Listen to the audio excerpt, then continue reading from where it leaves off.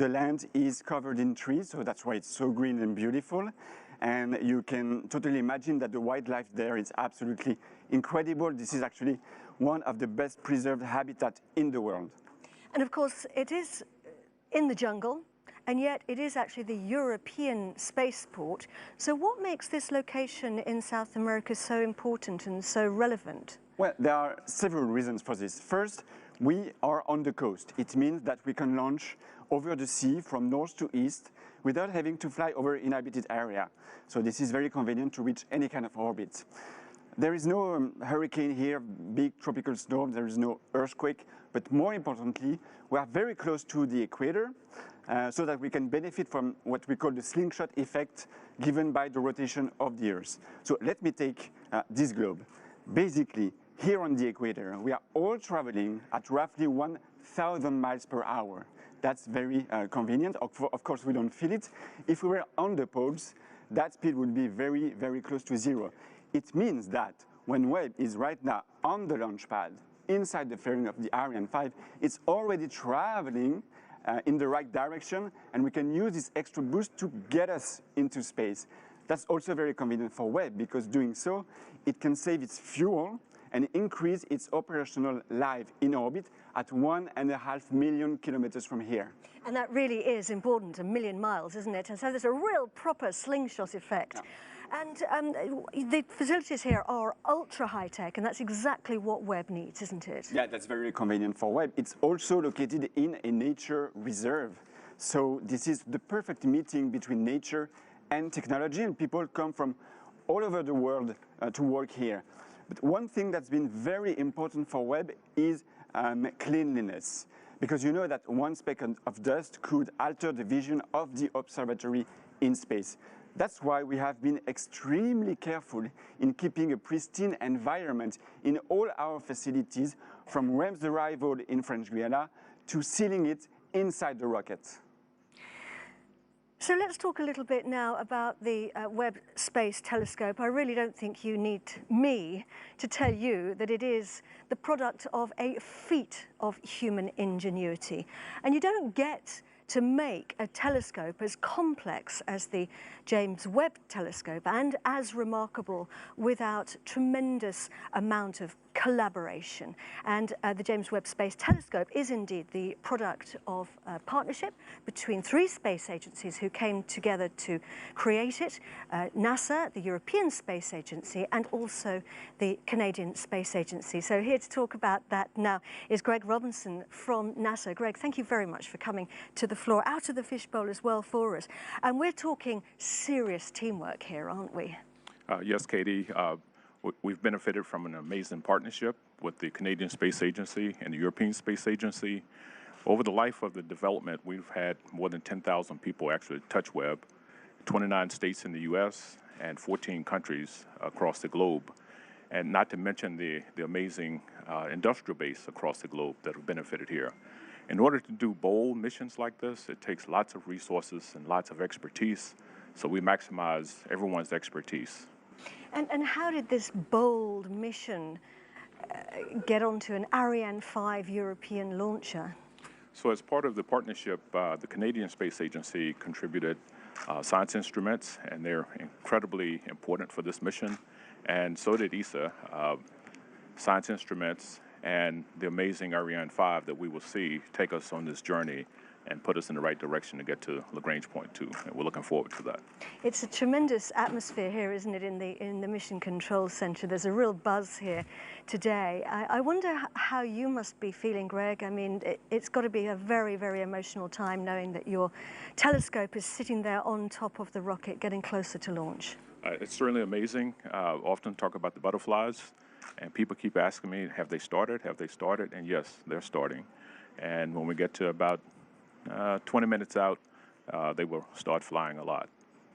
So well, the excitement is just amazing. The excitement is building, and of course everyone very cool, calm and collected.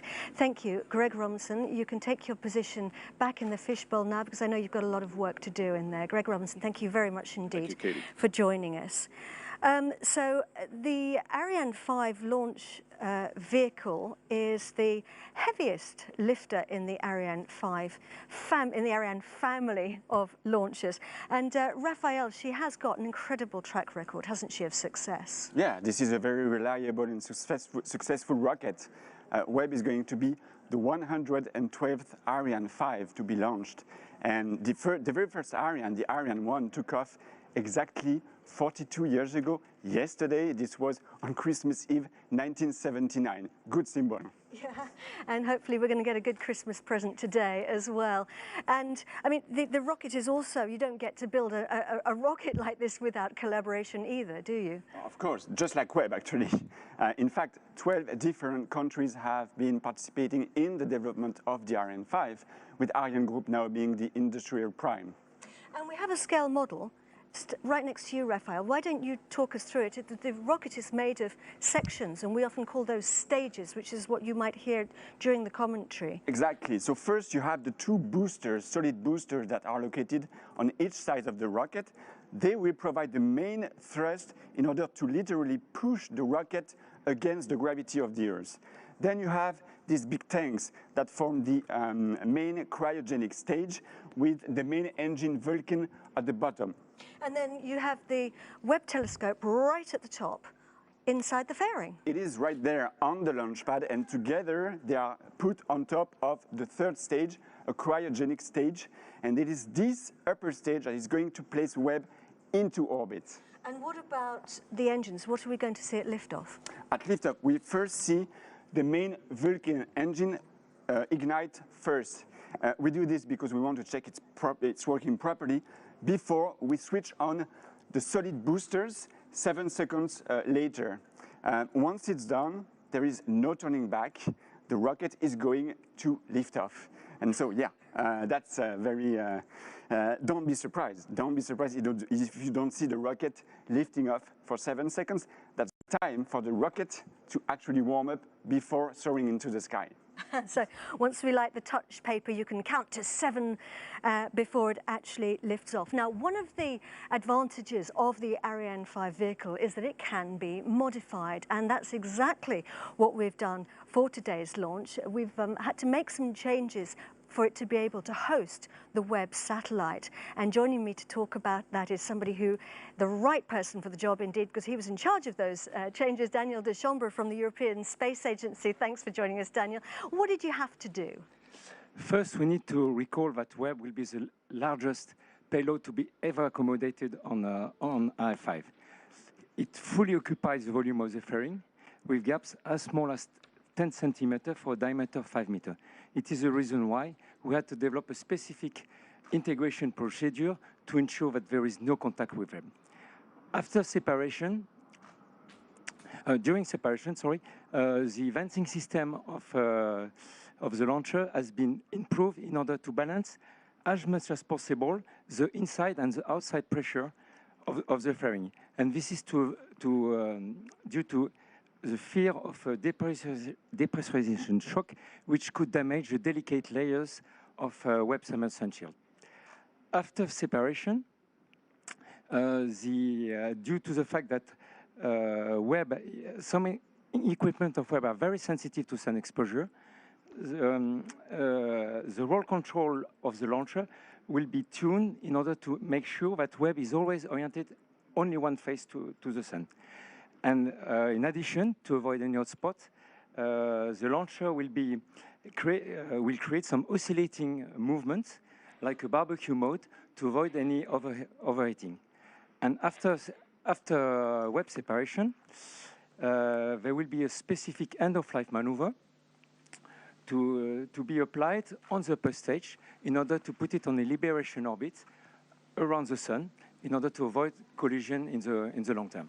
Thank you very much indeed, Daniel. So we'll hopefully see the upper stage rocking in space. Not quite all the way around like the familiar barbecue, but a slightly different movement. Listen, gentlemen, thank you very much indeed for being with us today.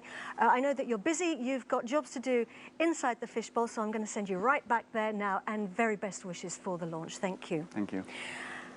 Our telescope has a long journey ahead of it. It's got to travel 1 million miles to its destination in space, its working zone, where it's going to start telling us all about our universe. It's already started that journey because it's traveled to the launch pad from Los Angeles. After final tests were concluded in Los Angeles, Webb was packed into a special container and transported along the LA 405 freeway, which had to be closed because it's so big.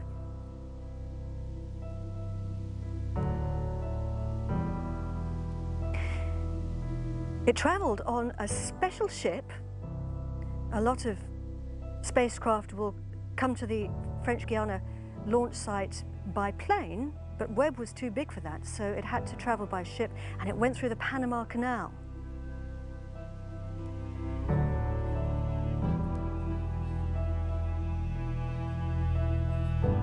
Up through the locks.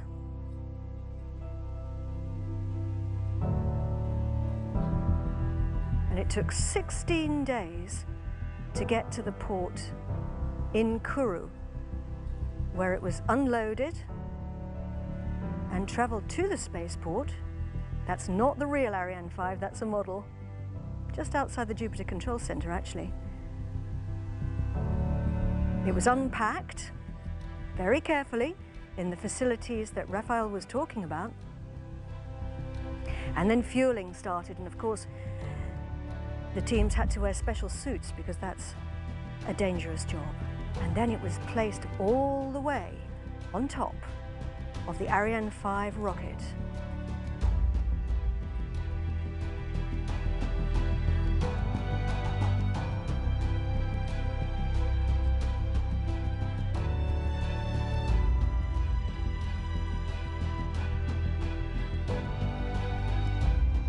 It was encapsulated inside the fairing and sealed. And then it was rolled out to the launch pad 2 days ago. From the vehicle assembly building to the pad along very special rails. Very, very slowly through the Amazon rainforest. It was raining at the time, and that was 2 days ago, and here we are now, 17 minutes and 46 seconds to launch and counting. All systems are go here at the European Spaceport in French Guiana. We have 3 control centers on the job today. We have the Mission Control Center here. We also have the Launch Control Center, which is about a mile from the pad. And then we also have the Telescope Control Center, Mission Control in Baltimore in the US, and that's where the operational teams are standing by to take over the telescope operations. Once it's released from the mothership, that will be about 27 minutes after launch. And they'll be controlling the Webb telescope for the rest of its life. Very important job.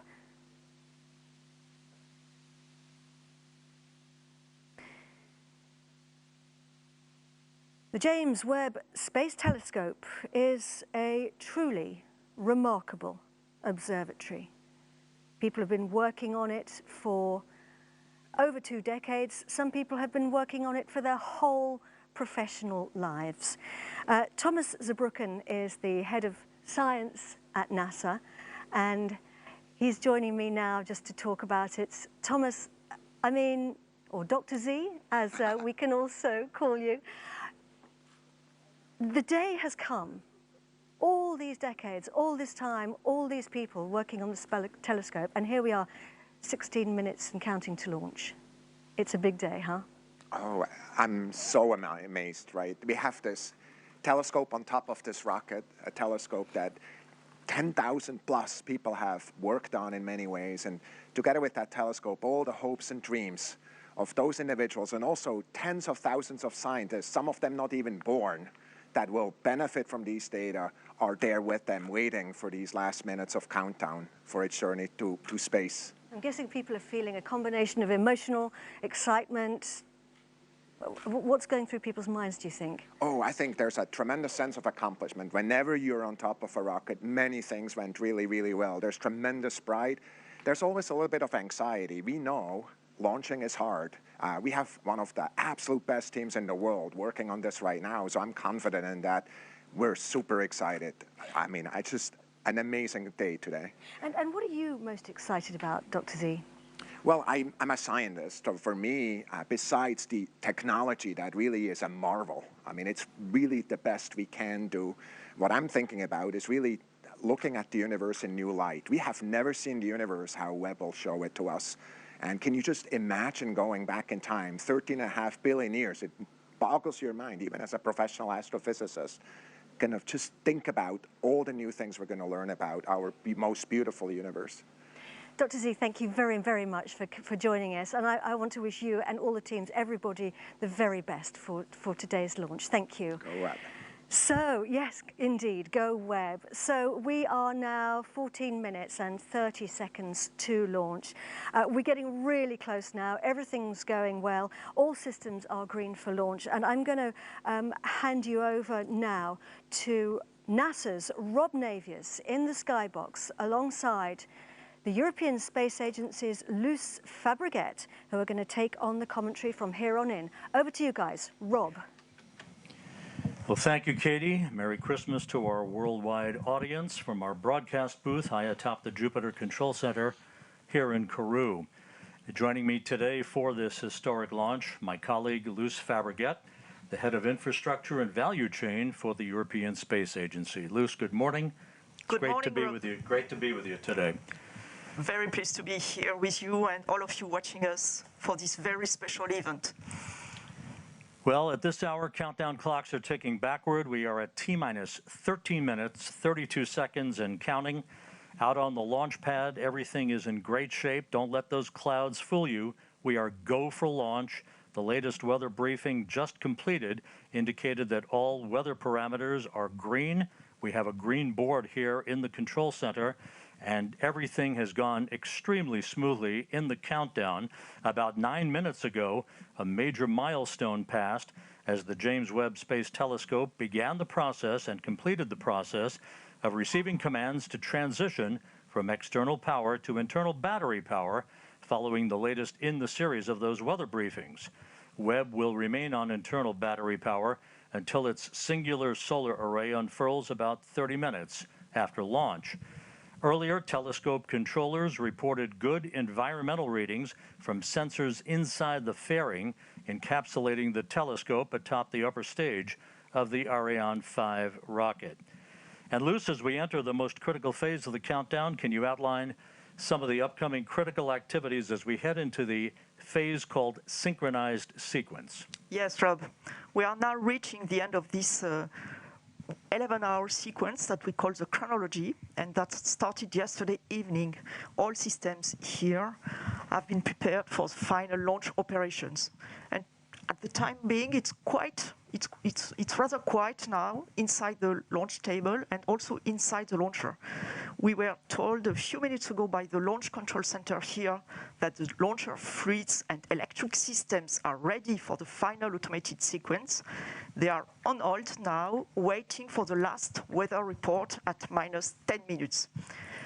After this weather report, 3 minutes later, we will have the beginning of this famous synchronized sequence when all systems will be made ready for the liftoff.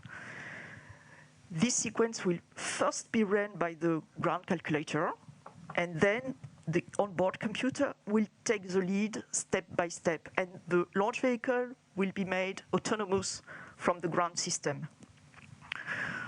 You know that we have 2 tanks in each cryogenic stage, upper stage and main stage. All 4 tanks are, of course, thermally insulated from the hot environment we have here in French Guiana. However, these liquid propellants are at very low temperature, and because of that, slightly evaporate. And to ensure they are perfectly loaded at liftoff, their final loading and topping up will last up to 4 minutes before the launch. So that will be the beginning of the synchronized sequence run by the ground calculators. Then we will have on the fluid side the end of the topping up, the final loading and the topping up of the different tanks. And on the electrical side, we will have the onboard computer getting prepared for the launch also, and it will be uploaded with the H0, with the H0 time, the time for the liftoff, which is today at the beginning of the window, 9:20 local time, 7:20 Eastern time.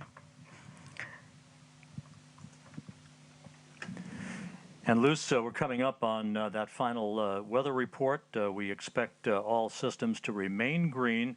We'll be going down to the fishbowl to confirm that just a moment or two from now. It's a 27-minute ride to orbit from liftoff until the time that the Webb Observatory is separated from the upper stage of the Ariane 5 rocket.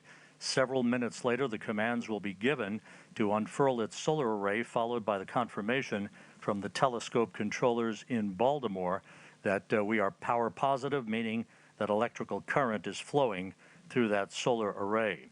With us today, inside the so-called fishbowl, seated with mission controllers on the floor of the control room, is Raphael Chevrier of Arianespace. Raphael, how's everything looking? What's being discussed down there? Hi, Rob. Well, so far, so good. We just received the last weather forecast. It's all green for the H0 that is forecast right now. What we checked was altitude winds, wind in the vicinity of the launch pad, and risk of lightning. So right now, it's a relief because the weather was a bit tough in the last couple of days. But right now, everybody is very focused on the next steps. The start of the synchronized sequence at 7 minutes before liftoff. Last operations that Luce described earlier before Webb and the Ariane 5 are going to lift off and soar into the sky. Thanks, Raphael. We'll be back with you and Luce here shortly. We now have confirmation from Baltimore that James Webb is on internal power. Amidst all of this activity, we cannot forget that it is Christmas Day. 53 years ago, the astronauts of Apollo 8 completed their 10th and final orbit of the moon after reading from the book of Genesis on Christmas Eve to billions of people watching with rapt attention back on our planet. The astronauts then headed for home following their spacecraft's trans-Earth injection burn. Today, more than a half-century later, we're just minutes away from another Genesis, the genesis of new era of discovery. The launch of the James Webb Space Telescope is at hand. We're just 38 seconds away from entering the critical synchronized sequence. You're going to be hearing all the critical calls from the DDO, the Range Operations Manager, who is Jean-Luc Voyer, here in the in the Mission Control Center. There he is. He will be calling the start of synchronized sequence, all of the critical countdown milestones, and we will be listening very intently for his calls. Let's stand by. À tous de DDO, attention pour la séquence finale lanceur.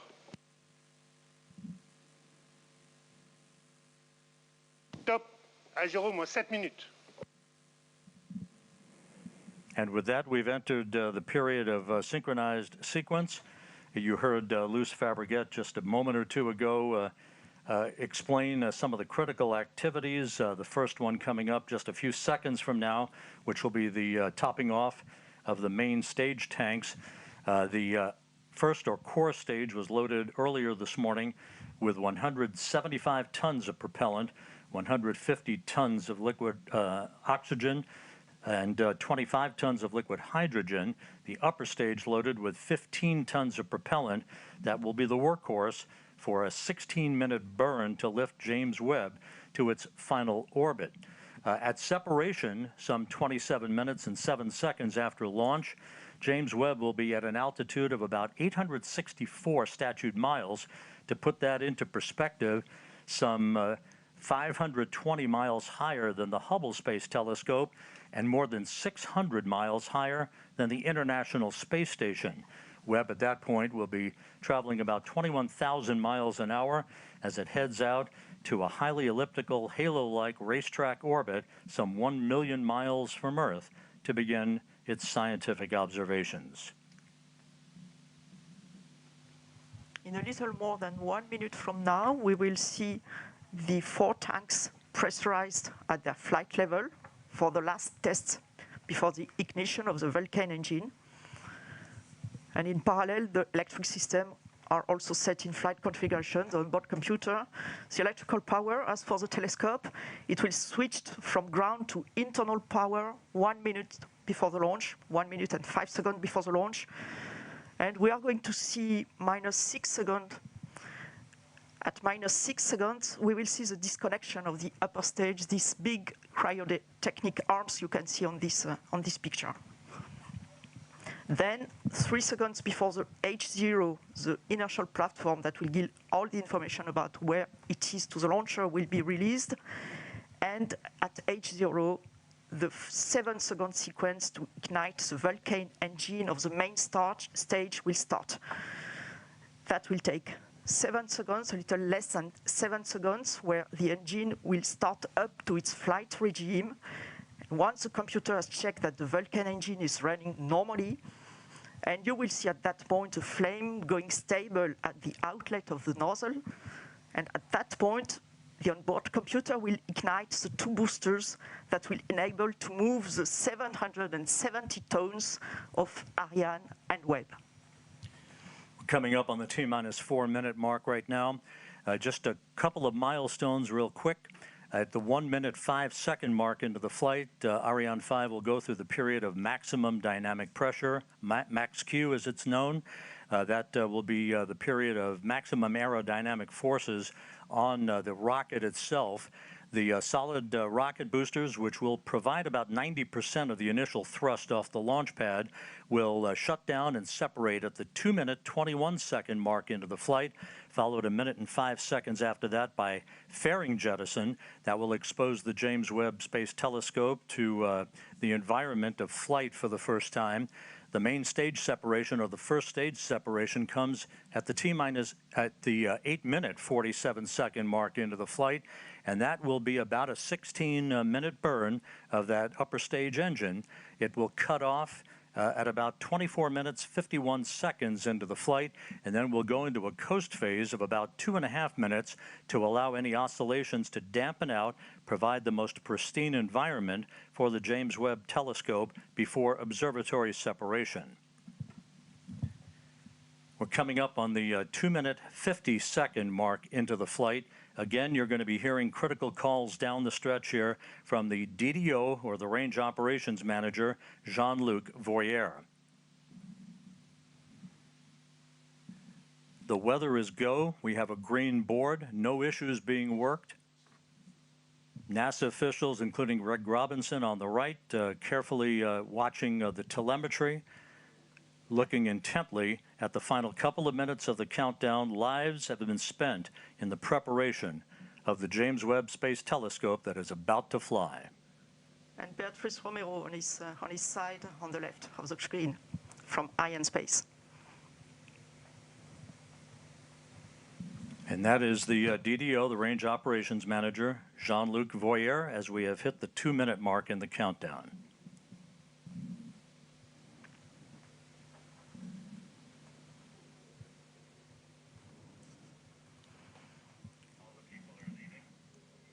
The flight will be in 2 phases. You will see the first part of the flight during the solid rocket boosters phase. That will be the atmospheric part of the flight, the atmospheric flight, and the trajectory will be driven by a to reduce the aerodynamic loads, and we will have a very different exo-atmospheric flight after that. And you were watching a number of people, VIPs and invited guests, moving out to the observation platform that is right next to the Jupiter Control Center as we stand by for the 1 minute call from Jean-Luc Voyer. À tous les DDO, attention pour moins 1 minute.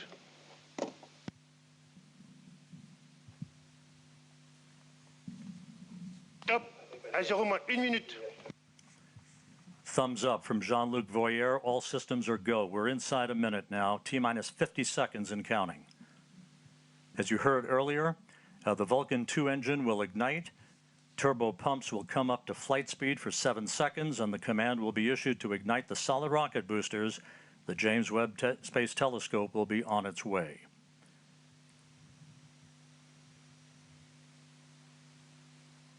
T-minus 30 seconds and counting.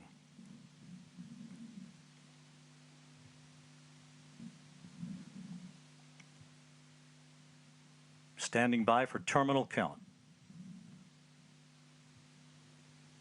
À tous de DDO, attention pour les décomptes finales. 10, 9, 8, 7, 6, 5, 4, 3, 2, unité, top. And we have engine start. And liftoff. Décollage. Décollage, liftoff from a tropical rainforest to the edge of time itself. James Webb begins a voyage back to the birth of the universe. Punching a hole through the clouds, 20 seconds into the flight. Good pitch program reported.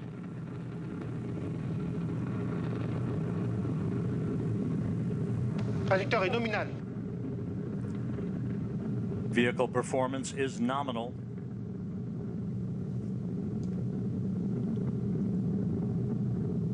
The Ariane 5 rocket continues to fly uphill in nominal fashion.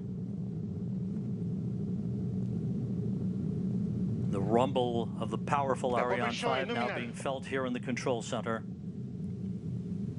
3D animation.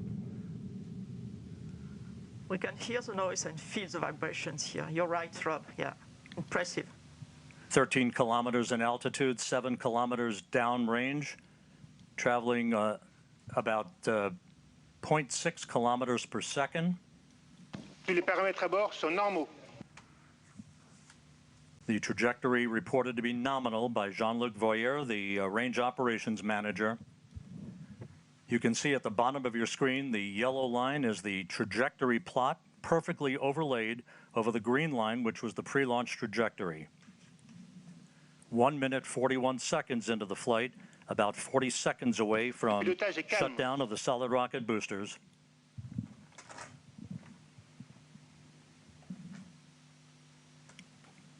Coming up on the 2-minute mark into the flight.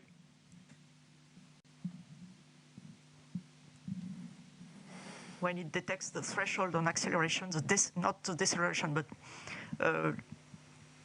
less acceleration for Tous les paramètres à bord sont normaux. Everything is okay, everything is normal. 2 minutes, 15 seconds into the flight.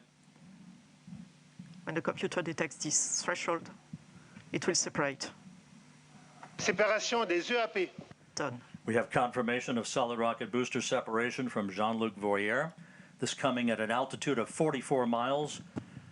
The Ariane 5 and James Webb traveling almost 5,000 miles an hour. We have about 1 minute, 5 seconds to go before fairing jettison. That'll be the next critical milestone.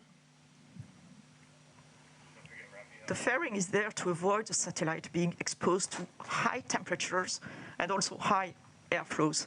And as soon as the launcher leaves the atmosphere, as is now the case, the satellite does not need anymore to be protected, and Webb does not need anymore to be protected. So each kilogram being very important for the performance of the launch, we are going to eject this no more useful fairing. And let's go down to the floor in the Jupiter Control Center to Raphael Chevrier of Arianespace. Raphael, so far so good. Hi, Rob. So far, so good. Everything is nominal, as we say, when attitude and trajectory of the Ariane 5 is going perfectly well. As you can see also on the yellow line on the screen, we had the confirmation of the separation of the two solid boosters and now of the fairing, meaning that we have crossed the limits of the atmosphere. So everything is going super good. And the DDO just said that all parameters are going perfectly smoothly. So let's continue the mission. And Raphael, this is a view from the upper stage camera called the Vicky Cam, looking back at the James Webb Space Telescope. This is on about a 20-second delay or so because of the way the imagery is processed here in the control room. There's your telescope ready to unfurl its wings basically and begin its journey to the Lagrange point, the L2 point, about 1 million miles away from Earth. La trajectoire est nominale. Trajectory is nominal. The report from Jean-Luc Voyer.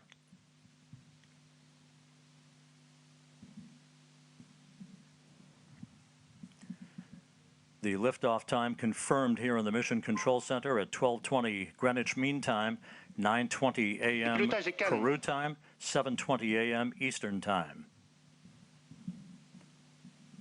The Ariane 5 and James Webb, 181 kilometers in altitude, 450 kilometers downrange from the launch site here in Kurú. Flight control is very smooth. 5 minutes, 12 seconds into the flight. We have about 3.5 minutes to go in main stage or first stage performance. And again, you can see at the bottom of your screen the yellow plot line overlaid over the green line, meaning we are right on course, right down the pike, and a perfect trajectory so far for the Ariane 5 rocket.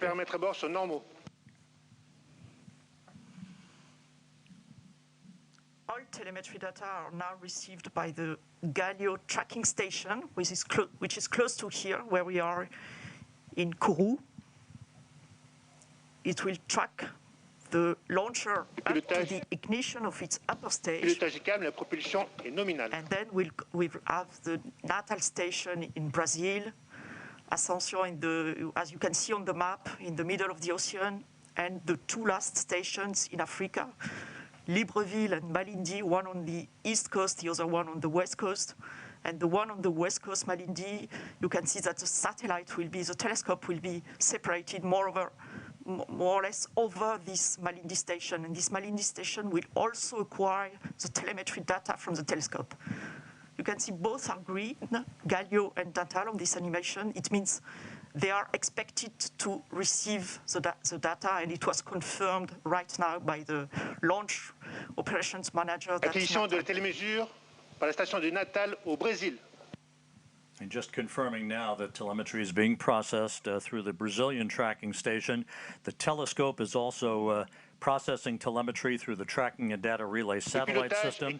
As it moves further and further out into deep space, all of the telescope's telemetry and its imagery ultimately will be processed through the Deep Space Network in Goldstone, California. We passed the 7-minute mark into the flight. A perfect ride so far on the Ariane 5. We have about 1.5 minutes to go in the first stage performance.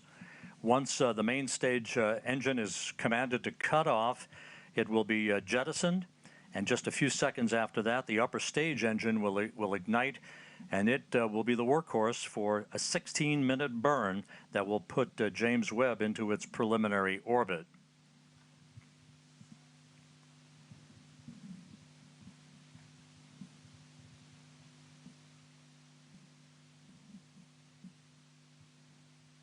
About 11 minutes from now, telescope controllers at the Space Telescope Science Institute will be sending commands to prepare James Webb for the initial series of commissioning activities that will lead to the deployment of its solar array and the initiation of generation of electrical power for the telescope.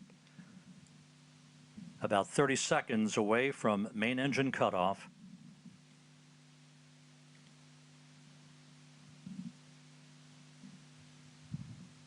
La trajectoire est normale. Nominal trajectory continues to be the watchword for the day from the Range Operations Manager, Jean-Luc Voyer, as we stand by for main engine shutdown and separation.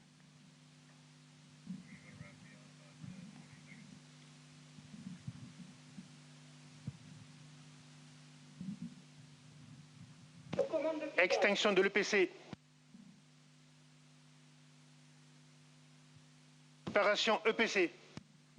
And we have main stage shutdown and separation confirmed here in the Mission Control Center, and the ignition of that upper stage. And Raphael Chevrier down in the fishbowl. So far, so good. Yes, Rob, we have the confirmation of the separation of the main stage and the ignition of the upper stage. The trajectory is perfectly nominal. This is a very important moment for us because it's always a challenge to switch on a cryogenic engine in space condition, and we are now at 220 kilometers of altitude. Speed is a bit more than 7 kilometers per second. As we enter now the second stage of the second phase of the flight, the upper stage is going to power for about 16 minutes to place Webb on its transfer orbit, and right now everything is again nominal, as the DDO just said. And a short time from now, the so-called sawtooth maneuver will get underway. Again, like rocking a baby in a cradle, this will be a maneuver to keep Webb's optics protected from overheating, Luce. Exactly, Rob, like a baby in a cradle. You can see here Webb attached on top of Ariane 5 upper stage with a very specific configuration. Of course, it will be different during its lifetime, but for the time being, its sun shield is folded and not yet fully protecting the observatory. A number of exhaustive studies have been performed by the mission teams in Europe, in the US, on the thermal conditioning inside the telescope and the way the rays of the sun would propagate and interact with sensitive equipment inside the telescope.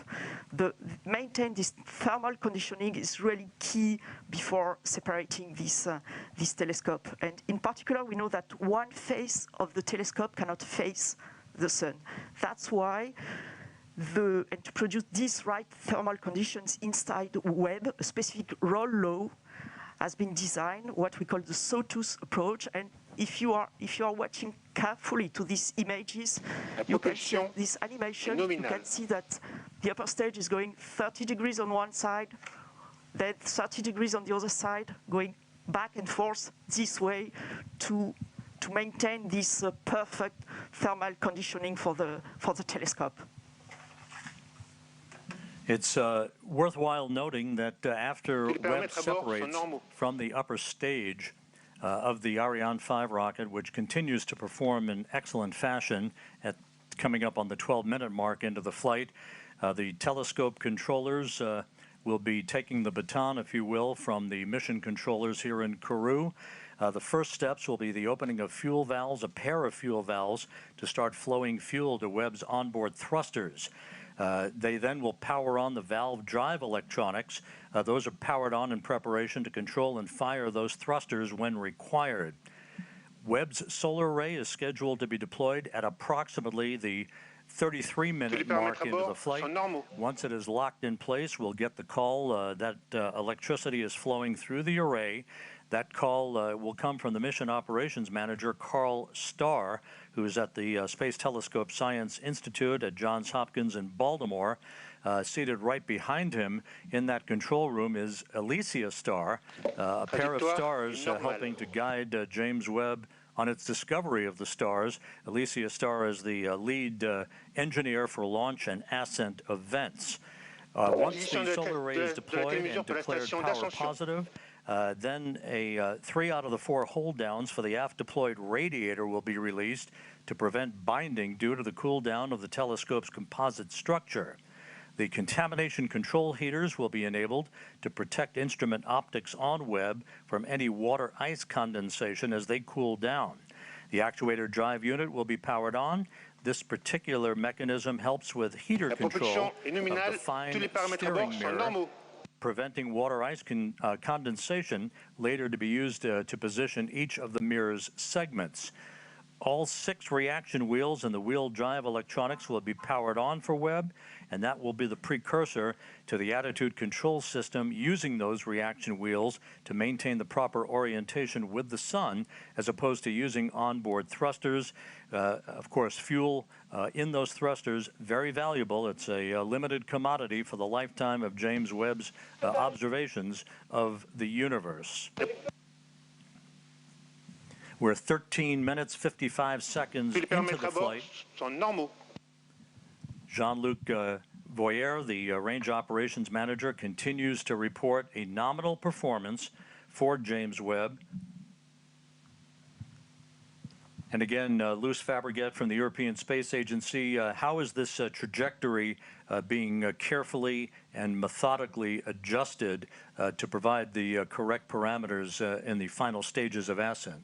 Yes, Rob, as you can see on this plot, the altitude is slightly going down. It's perfectly normal. The launch vehicle is really on the line where it should be.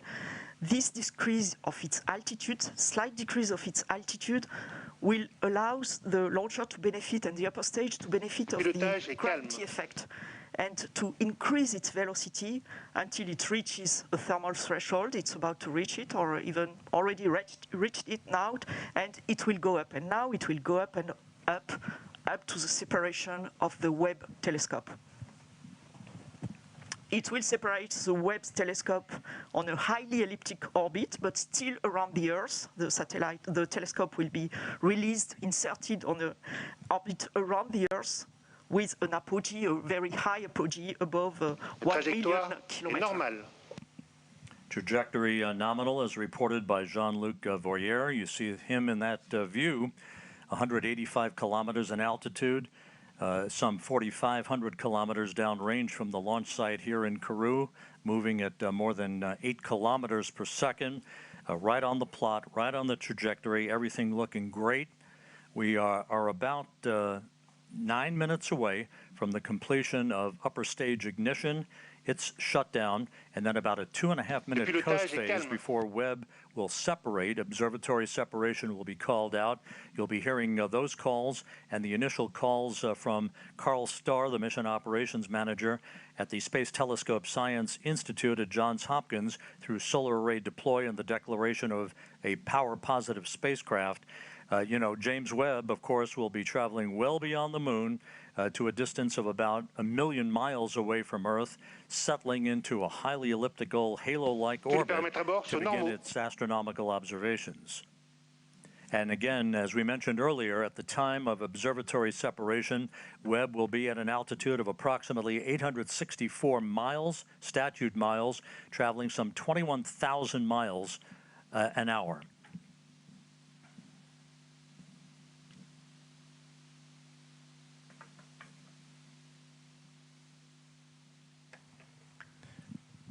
We're about 8 minutes away from upper stage shutdown. The stage has performed as planned. No issues reported. The launch occurring at 12:20 Greenwich Mean Time, 9:20 Kurú time, 7:20 a.m. Eastern Time on this Christmas Day. Very smooth launch. The velocity you just mentioned is very important, Rob. The velocity you just mentioned at separation of the telescope is very important. It will be slightly below, okay, I give it in a kilometer per second, but it will be slightly below 10 kilometers per second, because it's important that the satellite, the telescope, is not inserted on an escape orbit. It will be placed on a terrestrial orbit so that there will be time for the layout, for the early phase operations and the commissioning of the telescope. And that will be, in fact, the upper stage that will leave this orbit and goes toward an escape liberation orbit. And of course, even though we're still in powered flight, the trajectory, the acceleration, the speed at which James Webb is going towards its preliminary orbit, all modeled in advance and carefully choreographed to maintain as quiescent an atmosphere and environment around the telescope for its ultimate separation from the upper stage of the Ariane 5 rocket, which is about 6.5 minutes from now.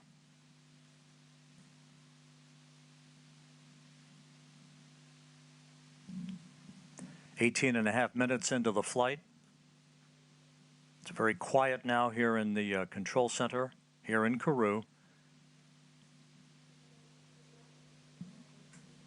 NASA officials, European Space Agency officials, Arianespace officials, all watching telemetry very carefully.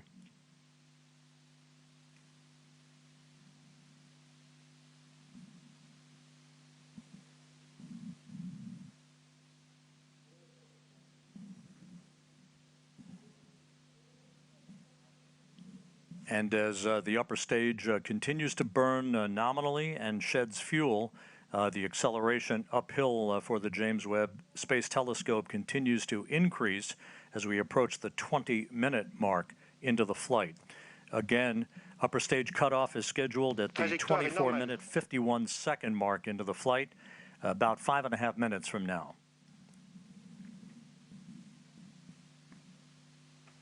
After the cutoff of this main engine, as you said, Rob, we will have a short ballistic phase, a short coasting phase that will, when the upper stage will rely fully on its what we call the attitude and roll control system, and it will adjust its attitude so that during this small ballistic phase, all the requirements from the telescope are fully met. And that at the separation, when there will be the separation, the conditions will be very smooth and as requested for the telescope. Beginning of life. Today's countdown was as flawless as you can imagine. The weather was perfect all the way through the early morning hours, through the fueling process of the vehicle. The weather's been a bit dicey here in Kurú over the past few days, but everything fell together on this Christmas day to send a new present to the world's astronomer. 20 minutes, 40 seconds into the flight. Trajectoire normale, tous les paramètres à bord sont normaux. All parameters nominal as reported by Jean-Luc Voyer, the range operations manager. 4 minutes of powered flight remaining.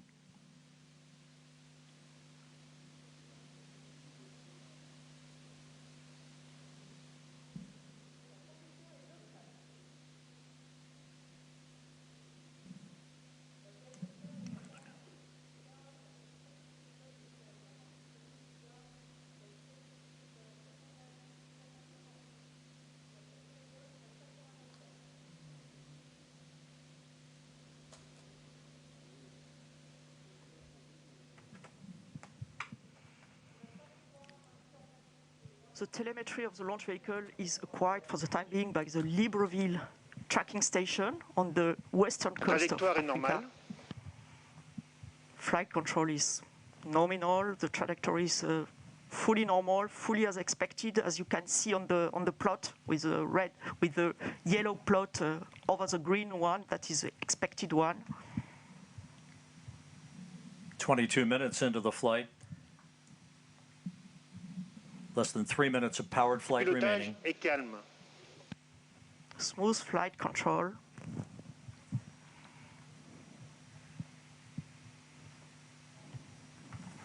And again, as we've mentioned before,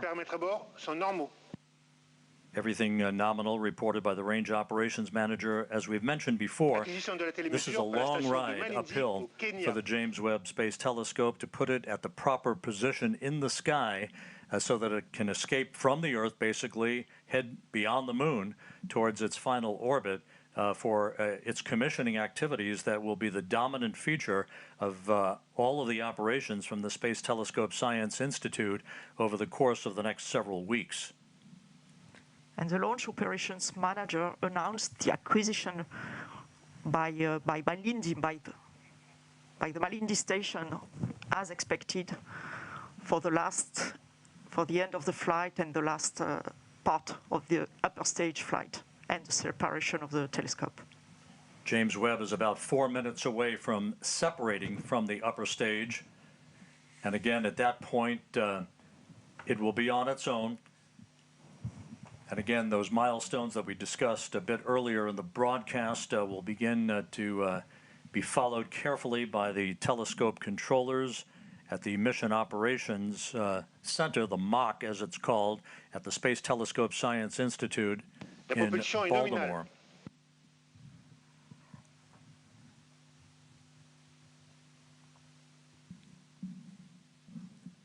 One minute of powered flight remaining.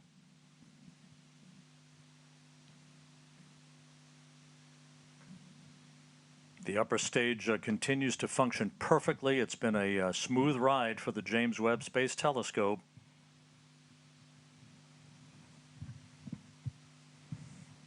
Trajectoire est nominale.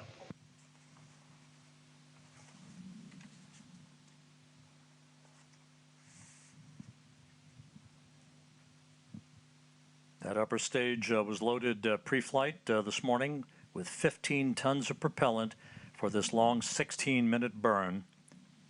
Now about 30 seconds away from upper stage cutoff.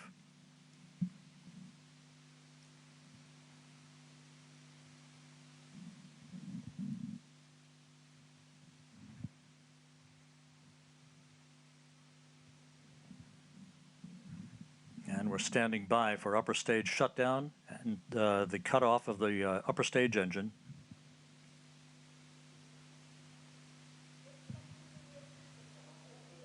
Extinction ESC.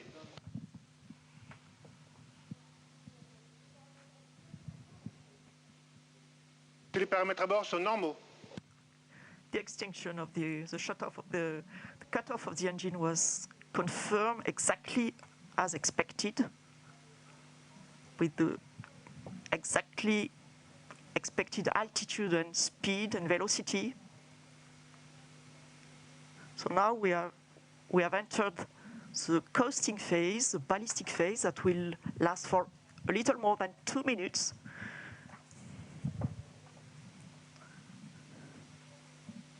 And the telescope controllers in Baltimore confirming that all of the function parameters for the James Webb Space Telescope have been loaded on board the telescope.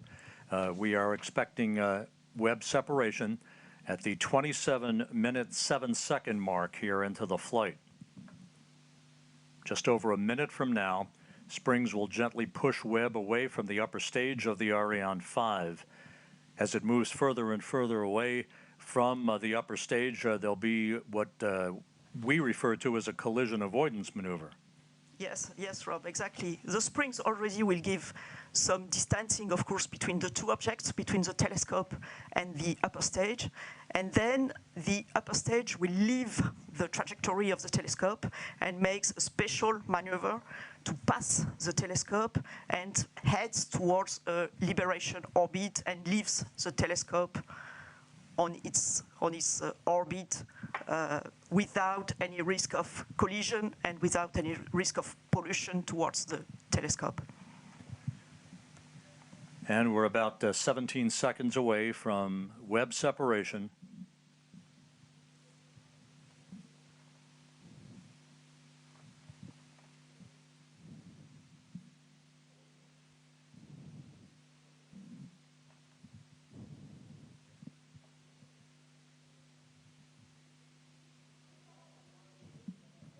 Séparation Webb Space Telescope. Go Webb!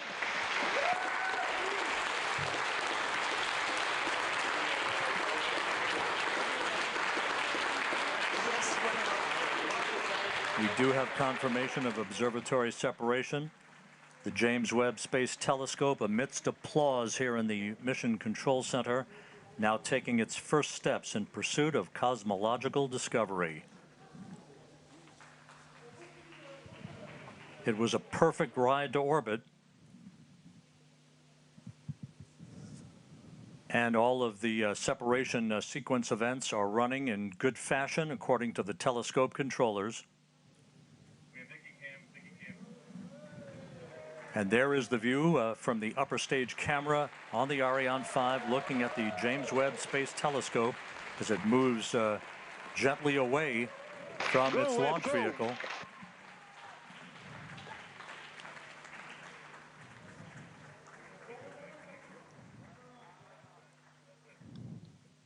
Fantastic pictures of this telescope. Go Webb, go Webb. Yes, go Webb.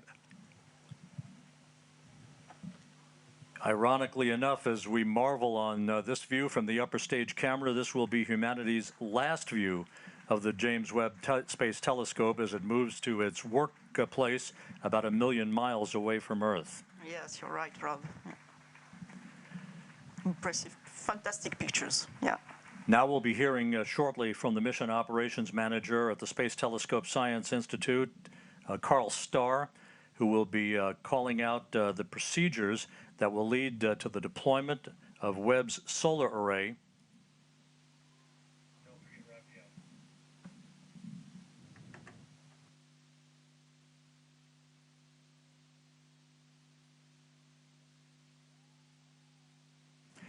And down in the fishbowl where there is jubilation, let's go to Raphael Chevrier of Arianespace. And before we do that, Raphael, a bit earlier than planned, but there is the solar array having been deployed. James Webb now has its array out as we stand by for confirmation that it is power positive.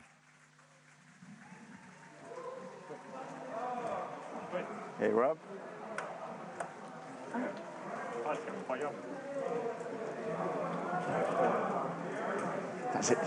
J'entends pas ce qu'il me dit, Rob. Il m'a appelé ou pas? Il m'a appelé ou pas, Rob? Non, il t'a pas appelé.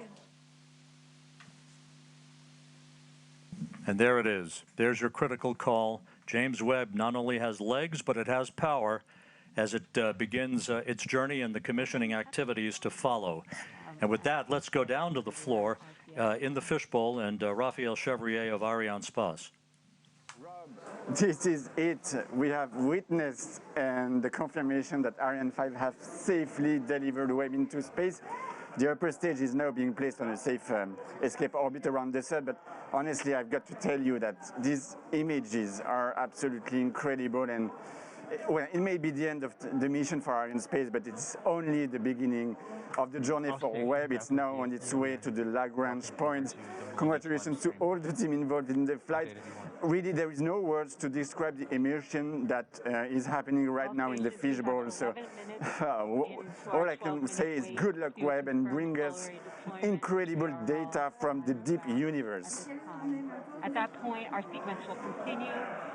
Well, Raphael, congratulations on a perfect ride to orbit from the Ariane 5 out of Kurú here today. A view here in the Space Telescope Science Institute. Their work just beginning on a new era of scientific observations. Luce Fabregat, it was a smooth ride to orbit. Everything went by the book, almost like a simulation without any problems. And we thank you for all of your insight throughout the course of the day. Thanks to you, Rob, and really a great achievement. I have many faces and names now coming up to my mind, and really you can be proud of what was achieved on both sides of the Atlantic Ocean. Thanks a lot to you. Tremendous jubilation here in the control center. You're looking at Jean-Luc Voyer, the range operations manager. Quite a Christmas present for the world's astronomers as the James Webb Space Telescope begins its life heading towards deep space. With that, we're going to go back to the floor now to Katie Haswell. Katie, we did our thing. It's up to you now.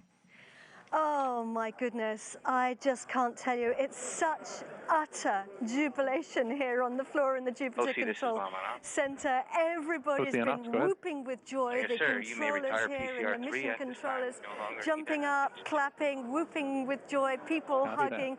And I have to say, my throat was caught as I saw the glimpse of sunshine on Webb solar panels as we watched it heading out into space on its journey to its working zone. It's going to take about 6 months before we start getting our deep space observations from Webb. Of course, the teams have got a huge amount to do before we get to that, and our best wishes with all those teams in Baltimore. I want to get some reaction. Right now, everybody is talking and hugging each other because they're feeling so excited, and I totally understand that. Let's start, though, by going over to the NASA administrator, Bill Nelson.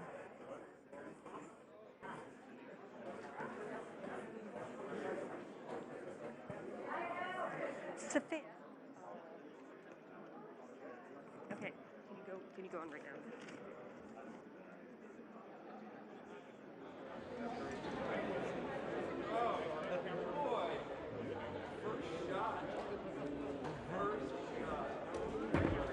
Okay.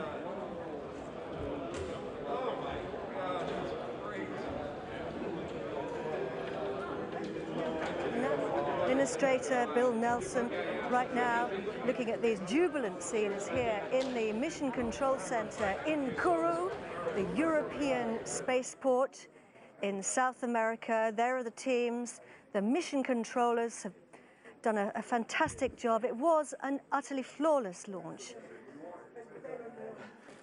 from the European spaceport here on the equator in the Amazon rainforest. Hoping to go over now to NASA Administrator Bill Nelson to get some reaction from him.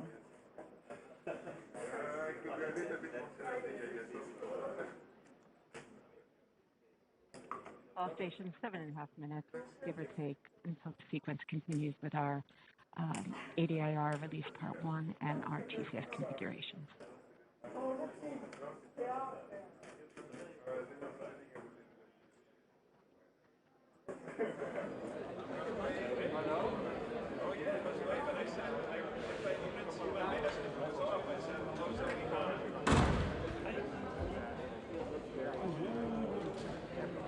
GSC on off, filling the JWST config.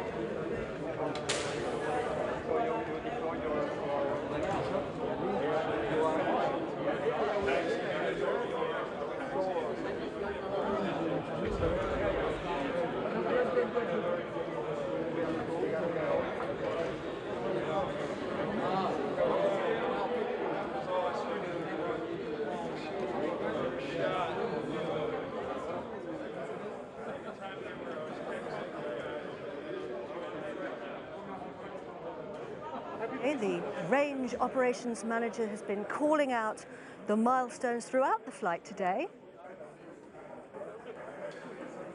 And the ESA teams responsible for so much fabulous work, great teamwork here to get the Webb telescope into space, and Webb is now heading out on its journey, on its own, with the mission controllers, the telescope mission controllers in Baltimore, following those incredibly important first actions and first operations. Charlotte Bezko there, who's responsible for the ESA operations here at the spaceport. We're hanging in there, waiting and hoping to hear from the NASA Administrator, Bill Nelson, who I have absolutely no doubt will be as jubilant as everybody here at the Guayana Space Center. All stations. Charlotte Bezko, at 13:04, we are expecting a windy. who has been working for, I think, most of her professional life in human spaceflight, and now heading up the ESA operations here at the European spaceport.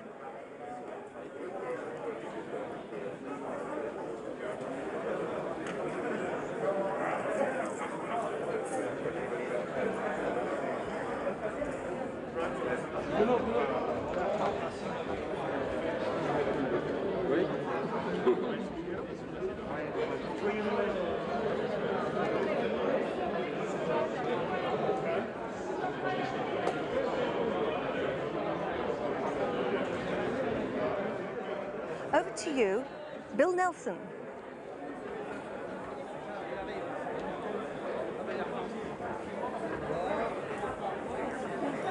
Okay, Katie, thank you very much.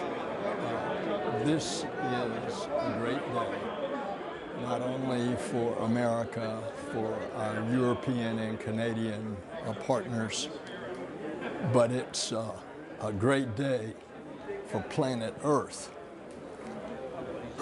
Thanks to the team. You all have just been incredible. And over 3 decades, you've produced this telescope that is now going to take us back in time. It's a time machine. It's going to take us back to the very beginnings of the universe. We are going to discover incredible things that we never imagined. And isn't that typical of this team, where the impossible comes possible? I can't thank you enough on behalf of a grateful United States government. I can't thank our partners in Europe and Canada enough. The French launch team, the Arianespace, the flawless perfection of the vehicle. And now we have to realize there are still innumerable things that have to work, and they have to work perfectly, 344 of them. But we know that in great reward, there is great risk. And that's what this business is all about. And that's why we dare to explore. The James Webb Space Telescope is very much a part of that exploration. It's significant that we had the delays, and it kept us all the way to today, Christmas Day, when others long ago peered up into the sky and saw stars. But it's also another millennia before that a shepherd grazing his sheep would look up at the night sky. He became a poet, and he penned the words, "The heavens declare the glory of God, the firmament shows his handiwork." That shepherd, that poet, became king. And those immortal words in Psalm 19 encapsulate the expressions that we have today. The handiwork of God as we peer back in time over 13 billion years ago, capture the light from the very beginning of the creation. My congratulations to the team. My congratulations to NASA, to our partners. Go James Webb Space Telescope. God bless you, and God bless planet Earth.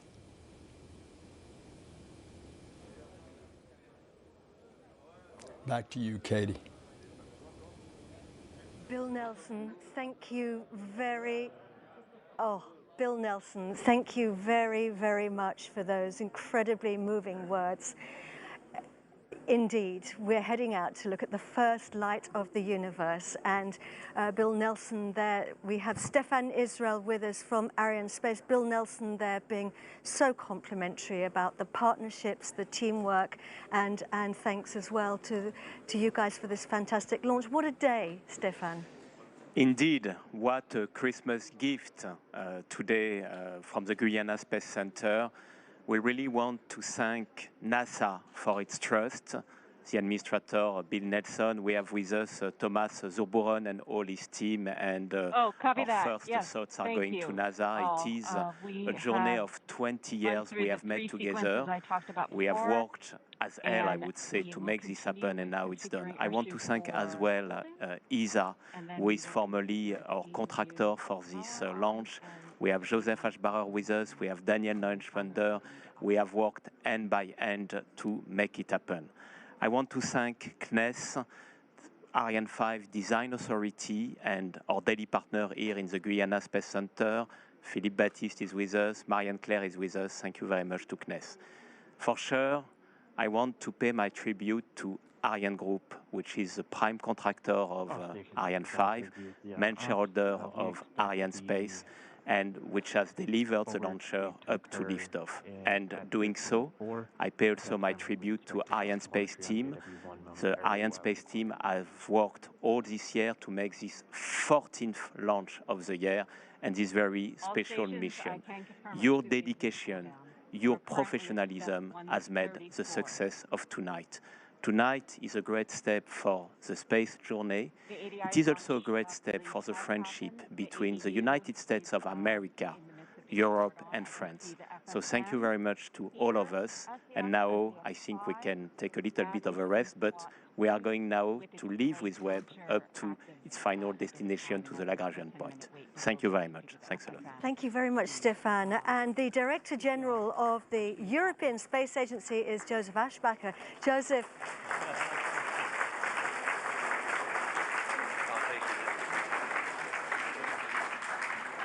So Merry Christmas to everyone, and we have delivered a Christmas gift today to humanity, to people, to NASA, but also to all the people in this world, because with this James Webb Space Telescope, we are really enabling new science, new excitement, but also really rewarding all the engineering and all the effort that has gone into it, and I'm really grateful for this success. We have delivered a mission into space. It's power positive, everything is nominal, and I'm very grateful to Arianespace and all our partners for all this work. Stefan Israel has already thanked all our partners, but let me also just very briefly recall that this was really a team effort. It was a team effort of the European team. We call it Team Europe, the European Space Agency, obviously providing the launcher with Arianespace, with CNES, with Ariane Group, with all our partners which we have to make this possible. And I really would like to spend a minute to thank all the people involved in this. Today is Christmas. Some of them are here, have been spent weeks here in French Guiana or at the sites where they have been working. It's a special moment. I know I have made sacrifices, but it's a special moment, and really thank you from my heart. But also thank you, NASA. Bill Nelson was speaking before. Thomas Zurbuchen is here with his team. Fantastic cooperation, and this cooperation between NASA and European team is really exemplary. And a big, big thank you, Thomas and your people, for what you have done together with us, that you have entrusted this precious spacecraft to us, which we could deliver. And I'm so happy today, I can tell you, this is a very special moment. It's very nerve-wracking. I couldn't do launches every single day. This would not be good for my life expectancy, but I can tell you this was very exciting, very nerve-wracking, but really, really very successful. And thank you from my side. And congratulations, NASA. Congratulations, science community. Big science is to come, and really, really happy. Thank you from my side. Thank you very much. So the president of the CNES, which is the French space agency, is Philippe Baptiste, and he joins us now. Philippe. Thank you very much. Well, as everybody here in the room, I'm very, very happy to see that everything was fine, everything is nominal. It's great news for NASA, for ESA, for all of us. I just want to thank all the people who have been working over the last 20 years on this incredible instrument, on this telescope, but also people who have been working on the launch. I'm thinking especially on the 500 people who have been working yesterday during Christmas Eve to prepare the launch, to prepare this successful launch. And I really want to thank them very much. People from CNES, from ESA, from NASA, from Arianespace, and from all the partners who are around. I also want to give a special thank to the French Armed Force of Guyana who made this launch possible. They were monitoring everything, and without them, nothing would be possible here on this site. So thank you very much for all of them, and thanks also to all people from Guyana who are supporting this incredible European spaceport that we have here today. Thank you very much. Thank you, Philippe. So we now have a pre-recorded message from Lisa Campbell, who is the president of the Canadian Space Agency. I am so proud to witness the highly anticipated launch of this extraordinary mission. Je suis très heureuse et fière de m'adresser à vous aujourd'hui. It's a remarkable feat of international collaboration to think of all the scientific and engineering coordination that made today's events possible. In fact, Webb is the result of close to 25 years of planning and development with our international partners. Notre participation au télescope Webb est l'aboutissement de plus de 25 ans de planification et développement avec nos partenaires internationaux. We're playing a big role on the world stage. Canadian excellence has helped make this flagship telescope a reality. Our participation in Webb is extremely significant. It's the largest space science project in the 60-year history of our space program. Webb est effectivement le plus grand projet de sciences spatiales dans lequel nous avons été impliqués depuis le début de notre programme spatial. The successful launch of this groundbreaking telescope bolsters humanity's quest for knowledge of the cosmos and ignites interest in astronomy for a new generation. The Canadian Space Agency is proud to have contributed critical instruments to this large-scale partnership as part of a global effort to spur the next great scientific leap. We're thrilled to take part in a mission of such enormous scientific promise. Nous sommes ravis de faire partie de cette mission extraordinaire. Canadian astronomers are excited to use Webb's data and benefit from the tremendous science opportunities offered by this one-of-a-kind observatory. We congratulate the fantastic team of over 10,000 people who put all their skills, ingenuity, and effort into developing the telescope for more than 2 decades. Bon voyage, Webb. Canadians will follow your journey with great interest. And now I'd like to hand you over to Thomas de Broeken, who is the head of science at NASA. Thomas. Well, Katie, what an emotional day, what an emotional time. We're here, all of us who have been working together for so many weeks, months, and years, and more importantly, our teams who are taking team images behind us, who have put in front of their lives as a highest priority for so many of them to actually get this done and get it done here, working even during the holiday times. I just couldn't be more grateful to the many, whether it's Arianespace, CNES, the European Space Agency, all the amazing people around French Guiana, the forces that are here, all the good people that have been such great hosts to our teams. All of them I want to thank. You know, whenever we look at launches, they're both an ending and a beginning. They're an ending of an engineering project on the ground. And with many amazing hours and challenges that are there, but they're a beginning. They're a beginning of one of the most amazing missions that humanity has conceived. And I'm so excited to look forward to the next setup of this telescope and all the science to come. Thanks to everybody. This is what we can do when we come together, Katie, as one, humans. It's just absolutely incredible. Thank you. It's wonderful. And Dr. Z, thank you very much. Massive congratulations to you all, to everybody who's involved in today. Huge congratulations from everybody here at the Guayana Space Center, and also our very best wishes to all the teams in Baltimore who are now monitoring those early operations of the telescope as it starts to unfold. I'm going to hand you back now to Goddard, but before I do, I just want to say from all of us here at the Guayana Space Center, Merry Christmas. Over to you, Michelle. Thank you, Katie. I can tell you that here it feels like the dawn of a new age. Historians of the future will divide our understanding of the cosmos into eras before Webb and after Webb. Webb is this milestone that marks a bold effort to look backwards in time to the mysterious origins of everything. Of course, we move at human time scales, so here's what's coming up. In the next few weeks, engineers will unfold Webb's critical sun shield to begin chilling the telescope to unimaginably cold temperatures. They'll extend the DTA, the Deployable Tower Assembly, the structure that supports the Great Golden Mirror. And then finally, they'll unfold that mirror and begin the process of fine-tuning the system for work. Through it all, we intend to bring you live coverage of all of the important events that are happening, along with expert commentary and extraordinary images from the Mission Operations Center and our own broadcast headquarters here at Webb's home, the NASA Goddard Space Flight Center. Stay with us over the next few weeks because the adventure is just getting started. Speaking for everyone on the team, it's been a great pleasure to be with you here today. I'm Michelle Thaler, and you've been watching special live coverage of the historic launch of the James Webb Space Telescope. Thank you for joining us.